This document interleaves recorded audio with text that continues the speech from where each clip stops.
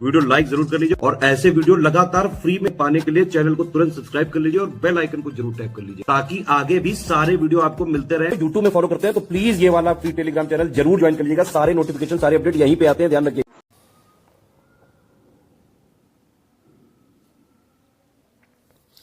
नमस्कार साथियों, स्वागत है आप सभी का स्टडी फॉर सिविल सर्विसेज में।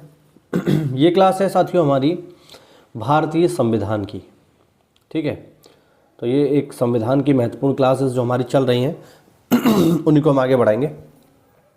गले के लिए थोड़ा माफ़ी चाहता हूँ मैं। तो टॉपिक जो हमने इसमें पढ़ लिया था, अभी तक हमने बहुत सारे टॉपिक इसमें कवर कर लिए थे, तो उसी श्रृंखला को आज हम आगे बढ़ाएंगे और आज हम देखेंगे आर्टिकल नंबर 2 से। ठीक है, अनुच्छेद नंबर 2 से हम बातचीत यहाँ पर आज करेंगे। एक हम पहले ही देख चुके हैं और उसकी जो चीज़ें हैं उनको भी हमने डिस्कस कर लिया था। ठीक है, तो चलिए जल्दी से इसको शुरू करते हैं। मुझे याद आ रहा है कि लास्ट क्लास में हमने यहाँ तक पढ़ लिया था कि आखिरकार कैसे हैदराबाद, जूनागढ़ और जम्मू कश्मीर भारत में शामिल हुए। इस सबको हमने डिस्कस कर लिया था। चलिए इसी के आगे शुरू करते हैं। तो देखो, संविधान के तहत भारतीय संघ के राज्यों को 4 भागों में विभाजित किया गया था। ठीक है, हाँ, कौन कौन से राज्य थे इनको आप ध्यान रखेंगे क्योंकि पेपर में पूछा जाता है। देखो, पहले थे वे जहां ब्रिटिश भारत में गवर्नर का शासन था। ए प्रकार के सबसे पहले वो राज्य थे। भाग बी में थे 9 राज्य जो कि विधानमंडलों के साथ थे लेकिन यहाँ पर शाही शासन था। भाग सी में थे ब्रिटिश भारत के मुख्य आयुक्त का शासन, यानी यहाँ पर थे चीफ कमिश्नर।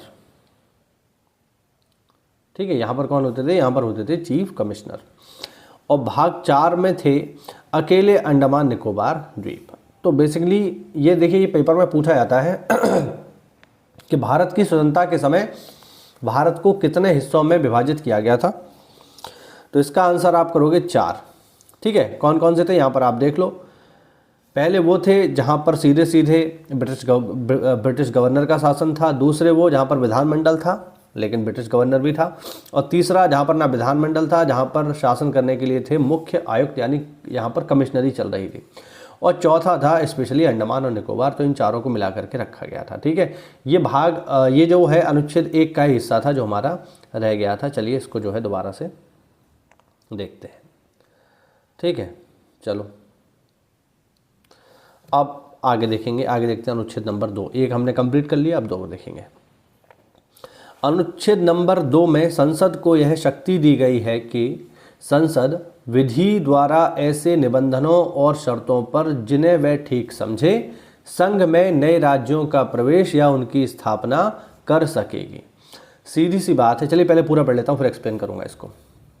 इस तरह अनुच्छेद 2 संसद को 2 शक्तियाँ प्रदान करता है। पहला, नए राज्य को भारत के संघ में शामिल करे और दूसरा, नए राज्यों का गठन करे। ठीक है, तो अनुच्छेद नंबर 2 को अगर हम समराइज करें सामान्य भाषा में तो इसका मतलब ये निकलेगा कि अनुच्छेद नंबर 2 जो है वो ये कहता है भारत संघ में नए राज्यों का प्रवेश। ठीक है, और दूसरा, भारत संघ में नए राज्यों की स्थापना। तो बेसिकली अगर हम इसको छोटे से इस पूरे 3 लाइन के सेंटेंस को 1 लाइन में अगर हम कर दें तो इसका मतलब ये होगा, अनुच्छेद 2 कहता है भारत संघ में नए राज्यों का प्रवेश एवं स्थापना। इसका मतलब ये है साथियों कि अगर हमें भारत संघ में, ठीक है, किसी नई राज्य को प्रवेश कराना है, यानी ऐसा राज्य जो पहले भारत संघ में शामिल नहीं था लेकिन हम उसको भारत में शामिल कराना चाहते हैं,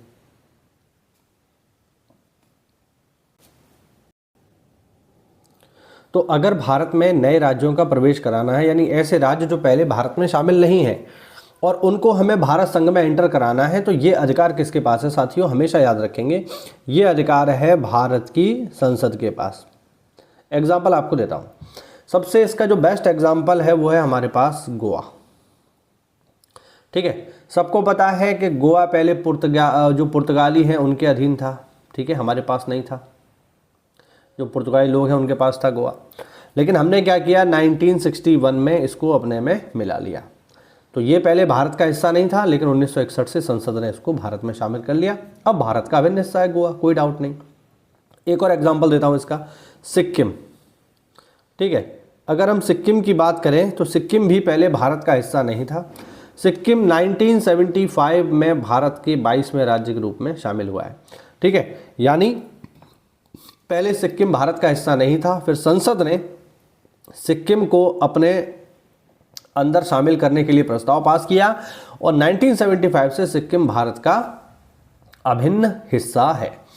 तो यहाँ पर हम ये स्पष्ट रूप से देख, अगर किसी राज्य को, ठीक है, जो पहले भारत में शामिल नहीं है, उसे अगर भारत में शामिल करना है तो ये काम कौन करेगी, भारत की संसद, पहली बात।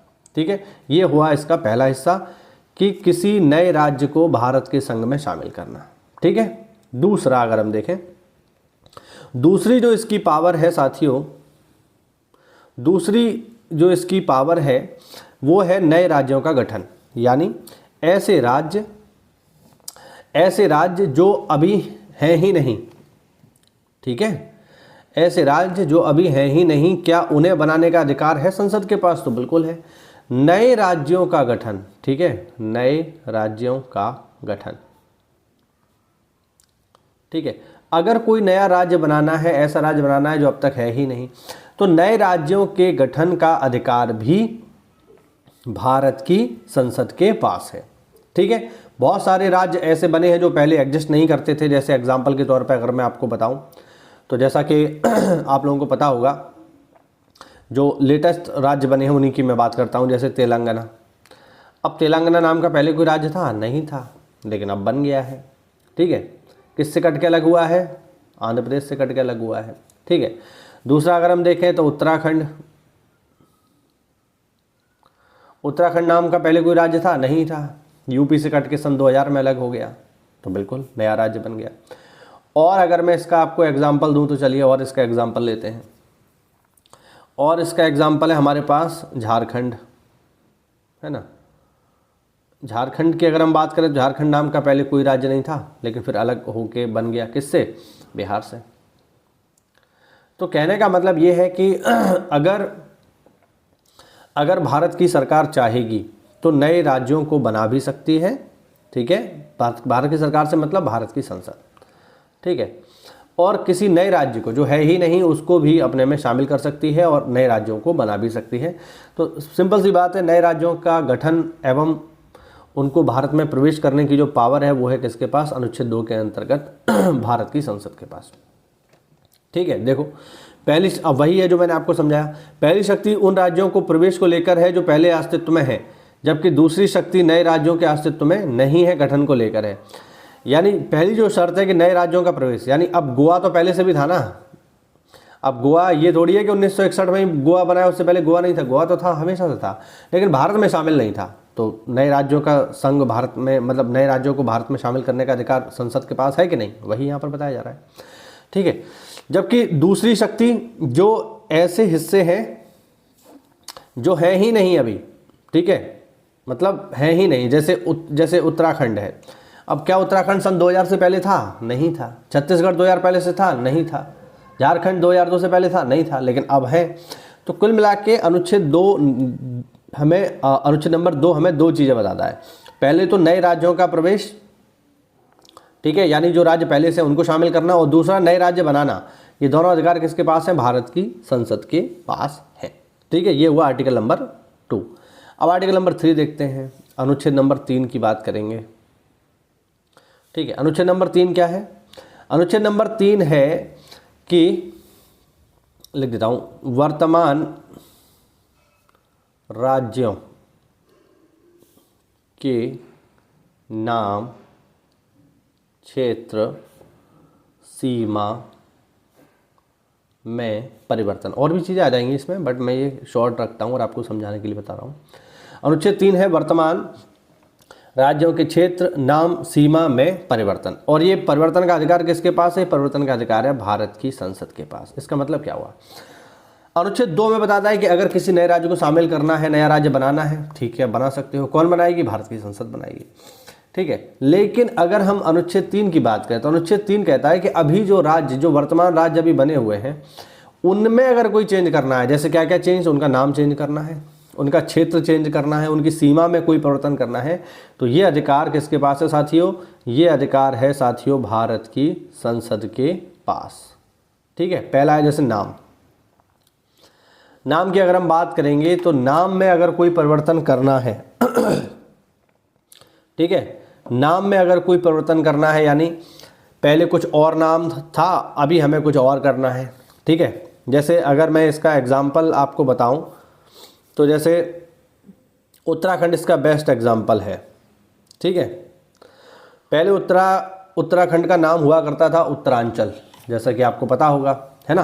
पहले इसका नाम था उत्तरांचल, लेकिन बाद में क्या हुआ? बाद में 1 जनवरी 2007 को 1 जनवरी 2007 को इसका नाम चेंज करके कर दिया गया है अब उत्तराखंड। और ये चेंज कब से हुआ है? ये हुआ है 2007 से, 1 जनवरी 2007 से। तो हम देख रहे हैं नाम चेंज कर दिया, उत्तरांचल का उत्तराखंड कर दिया। जैसे एक और इसका आपको एग्जांपल देता हूँ। पहले होता था उड़ीसा, लेकिन अब उड़ीसा नहीं होता है, अब होता है ओडिशा। ठीक है। पहले एक स्टेट होता था, एक और मुझे याद आ रहा है, हाँ, पहले एक स्टेट होता था पांडिचेरी, लेकिन पांडिचेरी का नाम बदल के अब क्या हो गया है? पुदुचेरी। तो पांडिचेरी क्या हो गया? पुदुचेरी हो गया। तो कहने का मतलब है कि अगर किसी राज्य का नाम बदलना है, अब देखो आप ये मत समझ लेना कि राज्य का नाम बदलना है तो ये अधिकार राज्य के पास है ना। जैसे एग्जाम्पल के लिए आपको समझाता हूं मैं। जैसे यूपी में आप देखते हैं कि यूपी में बाबा जी धुआंधार नाम बदलते हैं, है ना। जैसे पहले था इलाहाबाद, इलाहाबाद से बदल के कर दिया उन्होंने प्रयागराज। तो बाबा जी जो है, वो जो हमारे मुख्यमंत्री जी हैं, वो क्या कर सकते हैं? वो राज्य के अंदर कुछ भी कर सकते हैं। अब इलाहाबाद जो है उत्तर प्रदेश के अंदर है ना, तो इलाहाबाद का प्रयागराज कर दें, प्रयागराज का रामगंगा कर दें, बिल्कुल कर सकते हैं, है ना। अलीगढ़ का हरिगढ़ कर दें, ठीक। तो वो यूपी के भीतर कर सकते हैं। लेकिन अब बाबा जी ये सोचें कि हम यूपी का ही नाम बदल के कर दें रामनगर, ऐसा नहीं हो सकता, क्योंकि ये अधिकार उत्तर प्रदेश सरकार या उत्तर प्रदेश के विधानमंडल के पास नहीं है। यह अधिकार किसके पास है साथियों? भारत की संसद के पास है। आई बात समझ? तो वही चीज़ मैं आपको समझाने का प्रयास कर रहा हूँ। तो सबसे पहला नाम, दूसरा उसका राज्य क्षेत्र एवं सीमा, है ना। तो अगर किसी राज्य का निर्माण करना है, ठीक है। अब जैसे हम यूपी का ही एग्जांपल लेते हैं। यूपी था, यूपी सन 2000 से पहले काफ़ी बड़ा था, इसकी सीमा जो है हिमालय तक लगती थी। लेकिन फिर बाद में क्या हुआ? बाद में हुआ ये कि उत्तर प्रदेश के जो है पहाड़ी जिलों को काट करके एक अलग राज्य बना दिया गया, जिसका नाम रखा गया वर्तमान में उत्तराखंड। अब जब यूपी से कट के उत्तराखंड बना होगा तो राज्य क्षेत्र में बदलाव हुआ होगा, नहीं हुआ होगा? बिल्कुल हुआ होगा भाई, पहले बड़ा था, अब छोटा हो गया। और सीमा में भी परिवर्तन हुआ होगा, 100% सीमा छोटी हो गई। तो ये दोनों ही काम, चाहे राज्य क्षेत्र में परिवर्तन हो या सीमा में परिवर्तन हो या नाम में परिवर्तन हो, ये सारे के सारे काम कौन करेगा साथियों? ये सारे के सारे काम करेगी भारत की संसद। इस बात को सदैव याद रखना, खूब आते हैं पेपर में भर भर के, ठीक है। वही सारी चीज़ यहाँ पर लिखी हुई है कि किसी भी राज्य का क्षेत्र घटा सकती है, ठीक है, बढ़ा भी सकती है, ऑब्वियस बात है। सीमा में परिवर्तन कर सकती है, जो मैंने अभी आपको बताया, और किसी राज्य का नाम भी बदल सकती है, जो अभी हमने देखा। तो ये सारी की सारी चीज़ें किस में आती हैं? ये सारी की सारी चीज़ें आती हैं आर्टिकल नंबर 3 के अंतर्गत। क्लियर है? चलिए आगे बढ़ते हैं। आगे देखेंगे आर्टिकल नंबर 4। आर्टिकल नंबर 4 क्या कहता है? आर्टिकल नंबर 4 बहुत सिंपल सा, मैं आपको बता देता हूँ। आर्टिकल नंबर 4 ये कहता है कि जब आप अनुच्छेद नंबर 2 और अनुच्छेद नंबर 3 जब आप इनका इस्तेमाल करोगे, ठीक है, तो जब आप इनका इस्तेमाल करोगे तो इनका इस्तेमाल करते समय जो भी परिवर्तन होंगे, ठीक, जो भी परिवर्तन होंगे, उन परिवर्तनों को संविधान संशोधन नहीं माना जाएगा। बात समझ रहे हैं? यानी जब आप इस्तेमाल करेंगे किसको? जब आप इस्तेमाल करेंगे अनुच्छेद नंबर 2 और अनुच्छेद नंबर 3। तो जब आप इन्हें यूज़ करेंगे, जैसे आपको नया राज्य शामिल करना है, आपको नया राज्य बनाना है, तो इनसे जो भी चेंज आएंगे, ठीक है, उन चेंजेस से, उन परिवर्तनों से, या जो भी परिवर्तन आएंगे उन परिवर्तनों को हम संविधान संशोधन नहीं कहेंगे। ये बात बहुत महत्वपूर्ण है, ठीक है। अब परिवर्तन क्या आते हैं, देखो, जब भी आप कभी कोई ना कोई चेंज करोगे, ठीक है, जैसे मान लो एक एग्जांपल के तौर पे अगर मैं आपको बताऊं, जैसे मान लो आपने क्या किया, आपने मान लो अनुच्छेद नंबर 2 का इस्तेमाल किया, आर्टिकल नंबर 2 यूज़ किया और एक नया राज्य बना दिया, मान लो, ठीक है। जैसे मान लो यूपी के 2 हिस्से कर दिए, एक कर दिया पूर्वांचल और हमारा वाला कर दिया जहां हम रहते हैं पश्चिमी यूपी में, ये कर दिया हरित प्रदेश। मान लो, इमेजिन करते हैं हम कि साहब यूपी का विभाजन हो गया और हरित प्रदेश नाम का नया राज्य बन गया। तो अब ये राज्य पहले नहीं था, अब बन गया ये। तो जैसे ही ये बनेगा तो संविधान की जो पहली अनुसूची है, पहली अनुसूची में क्या है, संविधान की पहली अनुसूची में भारत के जितने भी राज्य हैं अथवा केंद्र शासित प्रदेश हैं उनकी सूची है, उनके नाम वगैरह सब लिखे हुए हैं यहाँ पे, राज्यों के नाम। अब जैसे ही आपने जो है इस अनुच्छेद का इस्तेमाल किया और आपने इसको बनाया, एक नया राज्य बना दिया, है ना। तो जैसे ही आपने नया राज्य बनाया तो जो पहली अनुसूची है उसमें ये नाम ऐड हो जाएगा ऑटोमेटिक, क्योंकि ये पहले नहीं था, अब ऐड हो जाएगा। तो ये जो ऐड होगा तो पहली अनुसूची में परिवर्तन आ जाएगा नहीं आ जाएगा, बिल्कुल भाई बिल्कुल, अब चेंज आएगा, पहले था ही नहीं अब आ गया। तो जैसे ही ये चेंज आएगा तो इस परिवर्तन को, ठीक है, इस पहली अनुसूची में जो परिवर्तन आएगा, इस परिवर्तन को आप संविधान संशोधन नहीं कहोगे। ये बात आप समझ लो, ठीक है, ये बात आपको बिल्कुल समझ लेनी है कि इसमें जो भी परिवर्तन आएगा उसको आप ये नहीं कहेंगे कि ये तो भैया अनुसूची किसमें शामिल है, संविधान में, तो हम तो इसे संविधान संशोधन कह देते हैं। नहीं, इसे संविधान संशोधन नहीं कहा जाएगा। यह ऑटोमेटिक प्रक्रिया है, यह स्वतः प्रक्रिया है जो अपने आप हो जाएगी। इसके लिए कोई भी संशोधन करने की आवश्यकता नहीं है। यही बात कहता है अनुच्छेद नंबर 4। आया समझ में? अब देखो, यह स्वयं घोषित किया गया है कि नए राज्यों के प्रवेश, गठन या नए राज्यों के निर्माण, सीमाओं, नामों में परिवर्तन को संविधान के अनुच्छेद 368 के तहत संशोधन नहीं माना जाएगा। अर्थात इस तरह का कानून एक सामान्य बहुमत और साधारण विधायी प्रक्रिया के जरिए पारित किया जा सकता है। यानी सीधी सी बात है, अनुच्छेद 4 ये साफ साफ कह रहा है, अनुच्छेद 4 ये कह रहा है कि जब भी आप आर्टिकल नंबर 2 और आर्टिकल नंबर 3 का यूज़ करेंगे और उससे जो भी चेंजेस आएंगे उन चेंजेस को कॉन्स्टिट्यूशनल अमेंडमेंट नहीं माना जाएगा। ठीक है, तो ये है हमारा पूरा का पूरा भाग 1 कंप्लीट हुआ हमारा, जिसमें हमने देखा कि अनुच्छेद 1 क्या है, 2 क्या है, 3 क्या है और 4 क्या है। ठीक है, अब इसमें कुछ और भी चीज़ें उनको देख लो। ये तो हमारे आर्टिकल हो गए। उच्चतम न्यायालय ने कहा है कि संसद की शक्ति राज्यों की सीमा समाप्त करने और भारतीय क्षेत्र को अन्य देश को देने की नहीं है। ये समझ लो, सुप्रीम कोर्ट ने साफ साफ कहा है कि संसद नए राज्यों को बना सकती है, किसी राज्य की सीमा में कोई परिवर्तन कर सकती है, लेकिन उसके पास ये अधिकार नहीं है कि कोई क्षेत्र विदेशी को दे दे।